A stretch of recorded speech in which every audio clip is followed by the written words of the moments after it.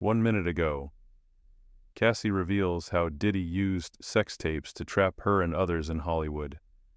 Before you read on, brace yourself. This is not a rumor. This is not a sensationalist story designed to get views. This is sworn testimony in federal court where whispers have given way to thunderous truth, and the person who brought the unspeakable to light, not a veteran prosecutor, not an investigative journalist, but Cassie Ventura, artist ex-lover survivor. No lights, no music, no stage presence, just a quiet man standing before a jury and telling a truth that had been buried for more than a decade. Cassie Ventura, 38, walked into a federal courtroom in New York this morning. With one thing in mind, her silence was over. Called by prosecutors to testify in the trial of Sean Diddy Combs, who faces serious charges of sex trafficking and systemic abuse, Cassie began her testimony with an eerie calm. She described a relationship with the defendant that lasted more than 10 years, not one of romance, but of physical violence, sexual coercion, psychological manipulation, and blackmailing videotapes.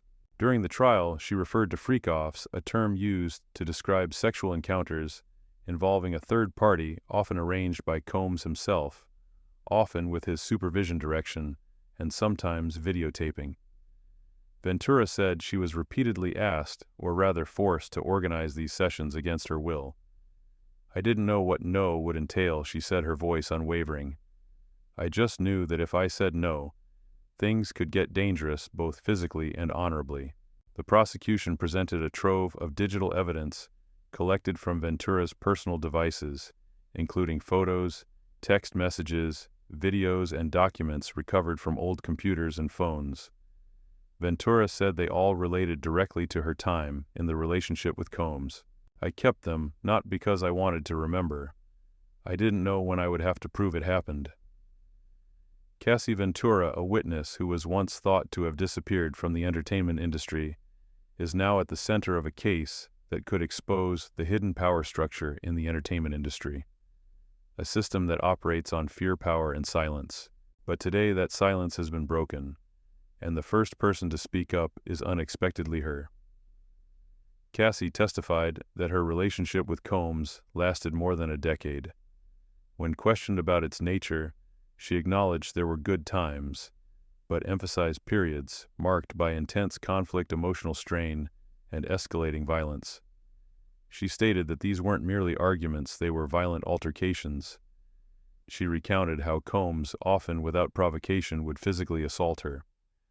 He would bang my head, knock me down, kick me, step on my head, she told the court. Her injuries, she stated, included a swollen lip, bruised eyes, lumps on her forehead, and extensive bruising across her body. The abuse, she noted, was not isolated, it happened too often. Arguably, the most disturbing revelations stemmed from her description of what she and Combs called freak-offs. According to Cassie, these were orchestrated sexual encounters wherein she was expected to engage in sexual acts with third parties, typically male escorts or dancers, while Combs observed and directed the acts. He called it voyeurism, she said. It became a performance for him. Initially, Combs organized and arranged these encounters himself, but eventually the burden of planning fell on Cassie. She described how she would secure hotel rooms, hire escorts, and ensure the environments were prepared for the so-called performances. Eventually, it became a job for me, she stated, her tone darkening. Cassie said she never felt free to decline. I didn't know what saying no would lead to, she said, describing the fear of potential violence, or being discarded by someone who held her career and personal safety in his hands. She cited examples of emotional manipulation and her sense of duty to comply, stating I loved him and wanted to make him happy. A particularly harrowing element of her testimony involved the use of blackmail. Cassie told the court that Combs recorded many of the freak-offs videos and photographs that he kept. As her resistance to participating in these acts grew, she feared he would release the footage. He had many resources, she explained, and I knew he could put it out on the internet. She added that the fear was not theoretical. The abuse had already begun before the blackmail threats, and she understood Combs's capacity for retaliation. In December 2023, Cassie turned over broken laptops, iPads, and cell phones to the government old devices she kept in storage because she didn't know what was on them. These devices, covering the period of her relationship with Combs, contained communications photos and videos that prosecutors allege corroborate her testimony. She reviewed the contents of the digital evidence herself, confirming her initials on the drive, and identifying the materials, including images of her with Combs and others, at locations like the Intercontinental Hotel in Century City, one site, where a freak-off allegedly occurred. Ventura's testimony detailed how Combs's behavior gradually shifted from charismatic affection to possessive dominance. She described how his control extended to nearly every aspect of her life: her music career, her clothes, her schedule, and even her social circle. He called all the shots, she said. If I had a new record, I would play it for him. He decided what was next. Cassie also revealed that Combs paid for her apartment in New York and later facilitated her move to Los Angeles, citing a desire to be closer to his children. I followed him because I was in love, she said. Throughout the day, she said they communicated constantly via text calls and FaceTime. If she didn't respond immediately, Combs would call repeatedly or send assistants and security staff to track her down. Until they found you, she emphasized. Her testimony reached another poignant moment when she recounted her 21st birthday celebrated in Las Vegas. Combs kissed her unexpectedly in a hotel bathroom, a moment that confused and unsettled her. Shortly afterward, their relationship turned physical during a trip to Miami, where she described experiencing her first encounter with ecstasy and eventually having intercourse with Combs. Cassie said she had created a fake party flyer to justify her presence in Miami, a tactic she said was suggested by Combs to preserve their public images. We spent that weekend together. It all kind of happened then, she said. After Miami, the relationship became more exclusive in practice but never public. She noted the presence of other women in Combs's life, including Kim Porter, and said she learned over time that she was one of many. Still, she remained close to Combs, becoming what she described as a shadow. I traveled with him anywhere. I was in the studio. I wanted to be near him. It felt special. As the government's questioning resumed the following day, the courtroom was already tense from the previous afternoon's revelations. But what Cassie Ventura shared in the second segment of her testimony would further unmask the complex web of control and psychological manipulation she endured. Cassie painted a harrowing portrait of emotional surveillance, psychological subjugation, and systemic isolation. Combs, she alleged, didn't just manage her as an artist. He managed her as a person, down to the way she smiled, who she spoke to, and even what she thought. He controlled everything she told the court. If I wasn't smiling the way he liked, he'd say, "Fix your face." If I said something wrong, it was, "Watch your mouth." Her description of life with Combs began to resemble life under authoritarian rule. She testified that Combs' team, including assistants and security staff, were not just part of his entourage, but part of the enforcement apparatus that kept her tethered. If I didn't answer his calls, his people would start calling. If I didn't respond to them, they'd come find me. Cassie listed names from Combs's inner circle: Druck Bonds, Uncle Paulie Feheim, and others security personnel who had near 24/7 access and would check in to report her whereabouts. She referred to this as being kept an eye on. The emotional toll of this existence, she said, was immense. You learn how to read moods. You learn when to speak and when not to. You learn how not to upset someone even if their anger isn't your fault. Her voice trembled slightly as she described moments where a simple facial expression, failing to smile in just the right way, would be met with violence. Make the wrong face, and the next thing I knew I was getting hit, she said quietly. Beyond the physical and emotional control, Ventura testified that she also endured the erosion of her independence. He wanted to know everything I was doing, and if he didn't, someone else did. I was never alone. She recalled how even her professional studio sessions were infiltrated by his people. Producers, engineers, assistants, all of whom reported back to Combs. Everyone was in tune with what I was doing, she said. The prosecution introduced photographs, text records, and metadata to illustrate a pattern persistent monitoring pressure to perform creatively under his oversight and systemic isolation from friends management and other support systems. Cassie spoke about losing her original management, a firm that had previously represented both her and a former boyfriend. She called the situation a conflict of interest, but explained that her transition to being managed informally through Combs's network wasn't a business decision. It was controlled, she said. As her testimony progressed, she was asked how long she had maintained these feelings toward Combs. It was on and off for years, she replied. But the control was constant. You start thinking maybe it's you, maybe you deserve this. That's the power of psychological abuse. It doesn't scream, it whispers. The courtroom remained in heavy silence. By the time the government's questioning resumed for a third day, the mood in the courtroom was heavy. Spectators who had grown familiar with Cassie Ventura's steady voice and restrained demeanor now leaned forward, anticipating what would come next. If the first parts of her testimony had outlined a pattern of coercion and control, Part 3 would delve into the tactics used to trap her in that world.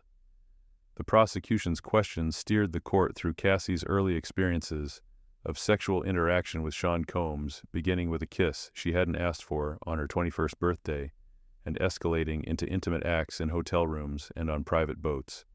Her testimony made clear she did not perceive herself as having full agency in these encounters. She described herself as naive, confused, and inexperienced. The court was shown photographs, government exhibits of Cassie and Combs aboard a yacht in Miami, during what she said was the first time they had intercourse. She recounted how Combs gave her a pressed ecstasy pill marked with a blue dolphin. It made everything feel euphoric, she said. You're sensitive to touch, everything's heightened. You feel floaty, detached. Her calm tone made the implications all the more jarring. The jury was not just hearing about a sexual relationship. They were hearing about the use of narcotics in a setting where consent was complicated by power chemistry and coercion. I was excited and scared, she said. I was 21. He was 17 years older. I was in awe of him, his status, his energy, the way he made things happen. Following that trip, Cassie said she felt special. They began spending more time together, yet the relationship remained private. She attributed this secrecy to Combs's desire to maintain his image and avoid upsetting his children or long-term partner Kim Porter, whom he was still publicly associated with at the time. It wasn't public for years, she said. He always said it was because of optics that I was his artist. But now I understand it was more than that. She testified that in hindsight, she realized she was just one of many. Soon after the Miami trip, Cassie's career management changed. She severed ties with her previous team, citing a conflict of interest. Her manager at the time also represented her ex-boyfriend. But it wasn't just about professional clarity. She revealed that this shift left her entirely dependent on Combs and his network. He told me we'd find new people together, but I was never really involved in those decisions. He decided everything. As she moved from New York to Los Angeles, ostensibly, so Combs could be closer to his children, she accepted the transition as an act of love. I wasn't ready to leave New York, she said, but I followed him. Once in L.A., Cassie moved into a house Combs rented, one of many upscale properties he maintained across the country. She recalled celebrating her 26th birthday there. Photos submitted into evidence depicted the home's expansive interiors and a life of luxury, yet Cassie's words painted a different picture. It was beautiful, she said, but I wasn't free. The courtroom listened in quiet disbelief as Cassie explained how every facet of her life was documented, monitored, and ultimately controlled. He would call constantly. If I didn't answer, he'd call others. His security, his assistants. They'd track me down. It wasn't just out of concern, it was surveillance. Cassie gave names: Drak Bonds, Uncle Paulie Faheim, Malik Men, who, while labeled as security, were more like wardens of her personal freedom. She detailed how they would show up at her apartment to check on her sometimes without warning, and how even in recording studios, She was never out of earshot from someone connected to Combs. It wasn't just the phone calls, she said. It was the way his presence was always in the room, even if he wasn't there. She described a daily pressure to appear productive, to always have something to report, a task to accomplish. I had to list my activities. If I didn't, it felt like I was failing him. Cassie said this expectation created a constant state of anxiety. She often questioned whether she was thinking for herself or just anticipating Combs's reactions. That's what psychological control looks like, she said. You stop knowing what's you and what's been fed to you. Cassie testified about the public-private dichotomy that defined their time together. She said they spent nearly every day in contact, either through text calls or FaceTime. He always needed to know where I was, she said. Always. But while their intimacy grew in private, Combs insisted the relationship remain a secret. She recalled the justifications, the children, the brand, the label image. But she said it left her isolated. People didn't know we were together, so if I said something was wrong, who would believe me? He was Puff Daddy. He had 1,000 people around him, but me, I had him. That was it. Asked how often she saw Combs in person, she responded all the time. But she was careful to draw a distinction. Seeing him wasn't the same as knowing I had space. I could be next to him and still feel alone. She spoke about frequenting exclusive events, luxury clubs, strip venues, all part of Combs's social orbit. In one government exhibit, a photograph from Halloween 2007 showed Cassie and Combs in costume seated in a booth at a New York strip club. The court was told this was mere weeks after their Miami encounter. When asked to describe Combs's moods, Cassie said they shifted with the drop of a conversation. He could go from charming to cold in a second, she said. Sometimes the anger wasn't even about me, but I'd get the backlash. She admitted that over time, she learned to anticipate his reactions. You learn when to speak, when to back off, when to smile, even if you don't feel like it. She shared an example once. After making the wrong face, she said he struck her. I didn't say anything. I just looked not the way he wanted me to. And he hit me. It wasn't just physical. Cassie discussed the psychological toll of a relationship built on volatility. He told me what to wear, who to talk to, what to think. Eventually, I stopped asking questions. The prosecution asked if she ever felt she could leave. Her response was immediate, not then. Not with everything he had on me. She was referencing, again, the video's intimate encounters caught on camera during the freak-offs stored, and as she feared, weaponized. If I left, he could ruin me. If I stayed, he already was. As Cassie Ventura's testimony deepened, the courtroom grew increasingly silent, not just out of respect, but awe. What had begun as a story about a turbulent relationship had transformed into a harrowing exposé of systemic abuse, enforced silence, and emotional erosion. The fourth part of her testimony turned toward the nature of dependency, how it was built, maintained, and weaponized. Cassie explained that her day-to-day reality under Sean Diddy Combs was one in which she could not breathe without it being noticed, recorded, or questioned. She described this environment not as a home, but as a mechanism, a factory of control, that manufactured not just music, but submission. Every move I made, I had to account for it. And not just to him, to his people, his security, his staff, his assistants, they all reported back. She detailed how studio engineers knew what she was working on, how house staff watched where she went, how assistants tracked her schedules and relayed them to Combs. She wasn't being managed, she was being monitored. And the strangest part, it felt normal. After a while, she admitted, like I had agreed to live in a world where every door was made of glass. As her testimony continued, Cassie revealed that Combs' control was not merely professional. It crept into how she looked, dressed, and carried herself. He chose outfits, rejected styles, and dictated appearances. He said he had a vision for me, she recalled. But that vision was never mine. I just became what he imagined. The court was shown further photographs. Government Exhibit B12 featured the couple at a strip club on Halloween in 2007. Cassie, now in her early 20s, stood beside Combs, her eyes uncertain despite the festive environment. The message was clear: nothing in this world was spontaneous. Everything, even leisure, was staged. He was building an image, she said, and I was part of that image.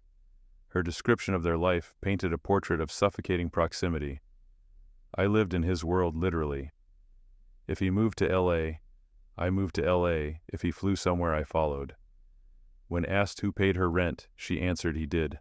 Who picked her management team? He did. Who shaped her career? Every decision went through him. She described this, not with bitterness, but resignation. It's hard to tell where loyalty ends and dependency begins when someone's holding all the keys. Cassie outlined the architecture of the surveillance system Combs built around her. It was subtle, never framed as oppressive, but constant. Missed calls led to strings of follow-ups. Delayed texts turned into visits from security. He didn't ask where I was, he found out. She mentioned specific personnel. Druck Bond's Uncle Paulie, all tasked with ensuring access to her, was uninterrupted. One day she recalled she missed 3 calls. The 4th was from one of Combs' bodyguards. He's looking for you.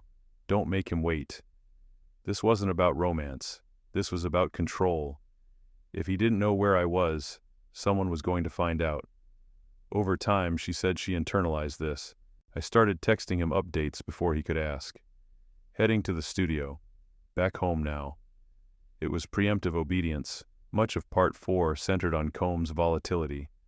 He could be affectionate, charismatic, a genius, as Cassie once believed, but that could turn instantly. A single word, a look, could change everything. She explained that navigating his moods became a job in itself. You had to time things. You had to read the weather on his face. If he was in a certain mood, you didn't speak. If you smiled wrong, it could escalate. The courtroom was hushed as she recalled being struck across the face for making the wrong expression. He said I looked like a brat, that I was being disrespectful, but I was just sitting there. This dynamic, she said, went far beyond emotional manipulation. It became a form of conditioning. You stop asking what you want. You start asking what he'll allow. Perhaps the most disturbing element of her testimony was how Cassie described losing her ability to distinguish reality. Combs, she said, often gaslighted her into questioning her own memory, her instincts, even her values. If I said something happened, he'd say it didn't. If I said something felt wrong, he'd say I was too sensitive. She began to believe it. You think maybe I'm just crazy. Maybe he's right. That confusion wasn't accidental. It was calculated, she said. When you take someone's confidence, you don't need to trap them. They'll trap themselves. The jury listened intently as she described how she stopped trusting her instincts. Even small decisions, what to wear, who to call, required confirmation. I felt like a guest in my own life. Cassie's voice faltered only once, when describing how she came to believe that no one could or would help her. I didn't think anyone would believe me. Not against him. She mentioned how others in Combs' orbit staff collaborators, even some friends, seemed to know about the dynamics, but said nothing. He was too powerful, too connected. In closing Part 4 of her testimony, Cassie was asked why she stayed. Her response was devastatingly simple, because I thought that's what love was. The 5th segment of Cassie Ventura's testimony turned an already disturbing narrative into a shocking exposé of sexual coercion and psychological torment. Here her voice grew steadier, firmer, no longer only describing pain, but revealing the institutionalized abuse behind Diddy's sexual world, a network she testified was built on manipulation, blackmail, and power plays masked as intimacy. The government began this phase of examination by asking about a photograph. Cassie identified the image as being taken during a stay at the Intercontinental Century City Hotel, a location she revealed frequently used for what Combs referred to as freak-offs. Asked to define the term, Cassie said, "A freak-off was when Sean watched me have sex with another man. It started as voyeurism, but it wasn't just watching. He would direct it, control it. According to her, these events began within the first year of their relationship. Though initially shocked and hesitant, Cassie felt emotionally trapped. She described the moment he first proposed it as a swirl of fear and love. My stomach dropped, but I wanted to make him happy. I thought I could handle it. The court sat in silence as she detailed how these encounters escalated in frequency. Combs would hire escorts or dancers. Eventually, Cassie said she was responsible for organizing them, booking hotel rooms, making contact, and preparing the setting. It became my job. He'd tell me when. I knew what he wanted. But her cooperation, she made clear, was not consent. I didn't want to, but saying no felt dangerous, not just emotionally, physically. When asked to elaborate, she spoke of two intertwined fears, the threat of violence and the looming presence of blackmail. She explained that Combs recorded many of these sessions. Some videos included him, others didn't. All, however, became tools of control. He kept the videos.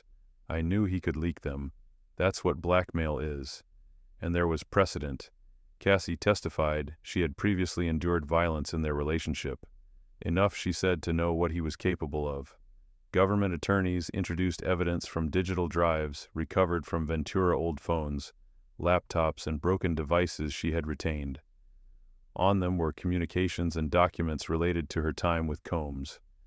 I didn't even know what was still on some of them, she said, but I kept them, just in case. The materials once authenticated were entered into evidence. Photos showed Cassie and Combs together at various locations. One image from her 21st birthday weekend at the MTV Video Music Awards showed them on a patio in Las Vegas. That trip, she testified, marked a significant turning point. He kissed me. In the bathroom, I was stunned. I cried and ran. Cassie emphasized the power imbalance.